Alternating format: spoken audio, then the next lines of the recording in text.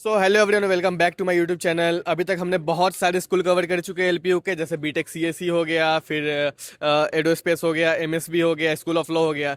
तो अभी हम लोग ये कवर करने वाले हैं school of bio engineering and bio sciences. ये यहाँ का एक अंडररेटेड स्कूल है क्योंकि इसके बारे में बहुत कम लोग बात करते हैं, क्योंकि मैक्सिमम लोग या तो सीएसई की तरफ भागते हैं या तो फिर जो बीबीए एमबीए इसको बिजनेस के बारे में पढ़ना होता है तो वो लोग उधर जाते हैं। लेकिन ये जो कोर्सेज है यहाँ पे, एमएससी बायो साइंसेज या फिर बायोटेक्नोलॉजी के जितने भी कोर्सेज हैं उनके बारे में बहुत कम लोग बात करते हैं। तो अभी हम लोग बात करने वाले हैं यहाँ के प्लेसमेंट कैसे हैं, यहाँ के स्टूडेंट से जानेंगे उनके एक्सपीरियंस कैसे हैं, यहाँ पे डाइवर्सिटी आपको देखने को मिलेगा वो सब भी जानेंगे। वहाँ पे यहाँ पे कौन कौन से लैब प्रोवाइड किए गए हैं वो सब जानेंगे। बायो साइंसेज में कौन कौन से कोर्सेज प्रोवाइड किए जाते हैं वो सब हम लोग देखने वाले हैं। यहाँ का प्लेसमेंट जानेंगे, यहाँ के रैंकिंग जानेंगे। तो चलिए चलते हैं। तो अभी हम लोग आ चुके हैं यहाँ के क्लासरूम में। तो यहाँ की सबसे अच्छी बात ये लगी है यहाँ पे मेरे को कि यहाँ स्टूडेंट्स थ्योरेटिकल लर्निंग लेते हैं, उसके बाद लैब में जाते हैं प्रैक्टिकल लर्निंग के लिए। यहाँ पे दोनों तरीके के लर्निंग को फोकस किया जाता है और प्रैक्टिकल लर्निंग पे ज़्यादा फोकस किया जाता है। यहाँ की सबसे अच्छी बात ये लगी मेरे को कि यहाँ का इंडस्ट्री से अच्छा कनेक्शन है। तो इसके चलते स्टूडेंट्स यहाँ पे सेकेंड ईयर पे ही इंटर्नशिप करने के लिए जा सकते हैं और इंडस्ट्री का डायरेक्ट एक्सपोजर ले सकते हैं, सो डेट जब वो प्लेसमेंट में बैठे तो वो एक अच्छे पैकेज के साथ प्लेसमेंट क्रैक कर पाए। तो अभी है हमारे साथ यहाँ पे बायोटेक्नोलॉजी के एक पीएचडी स्कॉलर, तो उनसे हम लोग जानेंगे यहाँ के लैब में क्या है खास। तो मैम आपका नाम क्या है? My name is Nisha. I am a PhD scholar from the Department of Bioengineering and Biosciences and mainly from the Department of Microbiology. Ma'am जैसे यहाँ पे दिख रहा है रेफ्रिजरेटर माइक्रोवेव, तो यहाँ पे इस ब्लॉक में यहाँ पे इसका क्या काम है? We have to make the media. For the media preparation, we use the microwave oven here Okay. for the dilution.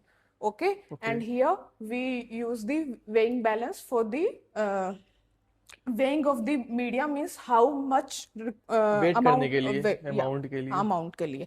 And then for this this is the oil bath instrument for the sample identification. This is Okay. also used, and this is the hot air oven, and we use this instrument for the drying of the petri plates and Sure. test tubes and like that, all that things.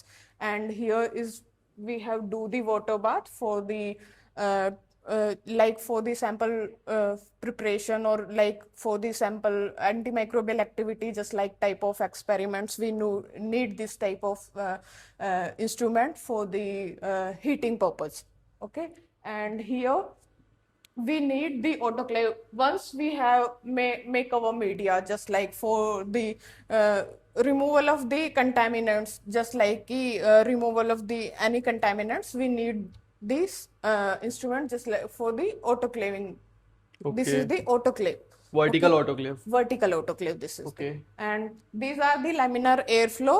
We do our work in these laminars. After autoclaving of our media, we do the plating here, we do the antimicrobial activities assays here and other assays also there. और इसके And अंदर ma'am क्या है जो कि silver paper से round है वहाँ पे? actually these are the fungal samples of some students. Okay. These are the fungal samples, and they have inoculated there the fungus or the bacteria in the soil. The lab for the PhD scholars, Okay. allotted for the PhD scholars, and they do their objectives here. LPU कितना help करती है research paper में? Actually, one benefit is that when we do some experiments and make research paper, review papers, or either we write book chapters, and once they got published, LPU gives us the incentive. This is a plus point.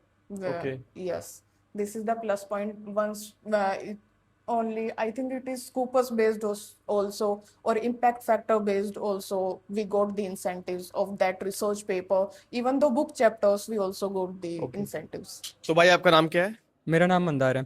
और आप कहाँ से हो? मैं महाराष्ट्र हूँ। Maharashtra. Yes. और आप यहाँ पे कौन सा कोर्स परस्यू कर रहे हैं? MSc biotechnology. MSc biotechnology. तो यहाँ पे स्कूल ऑफ बायोटेक्नोलॉजी में क्या क्या कोर्सेज प्रोवाइड की जाती है? और यहाँ पे school of biotechnology like MSc biotechnology है, बीटेक बायोटेक्नोलॉजी है, बीएससी बायोटेक्नोलॉजी है, माइक्रोबायोलॉजी है, एमएससी माइक्रोबायोलॉजी है, फिर फूड टेक्नोलॉजी है, बायोमेडिकल इंजीनियरिंग है। ऐसे बहुत सारे कोर्सेस हैं। और आपका कौन सा ईयर है? मेरा फर्स्ट ईयर है। फर्स्ट ईयर है।